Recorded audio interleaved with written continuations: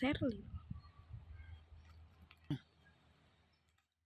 Tahapan pencocokan dan penelitian atau coklit di Kota Langsa sudah selesai 100% menjelang hari penutupan pada 24 Juli besok. Saat ini panitia pemutakhiran data pemilih sedang melakukan sinkronisasi data. Divisi Perencanaan Data dan Informasi Komisi Independen Pemilihan Kota Langsa, Rahmadani menyebutkan, tidak ada kendala berarti selama proses coklit berlangsung. Sementara hasil coklit menunjukkan data yang sesuai dengan daftar penduduk potensial pemilih pemilihan atau DP4 yang dikeluarkan oleh Kementerian Dalam Negeri, yakni 127.481 pemilih.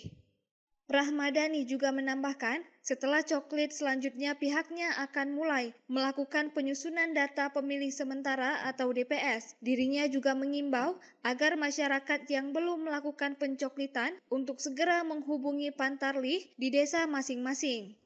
Petugas Pantarlih sampai H-1 menjelang proses pencoklitan sudah e-coklit sudah dilakukan 100% oleh petugas Pantarlih yang ada di setiap desa di setiap desa di Kota Langsa.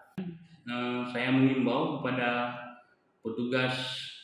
kepada masyarakat yang belum melakukan pencoklitan untuk dapat menghubungi petugas Pantarlih yang ada di desa masing-masing atau pada petugas PPS yang ada di desa masing-masing, atau bisa mendatangi kantor desa masing-masing di setiap desa yang ada di kecamatan masing-masing di Kota Langsa.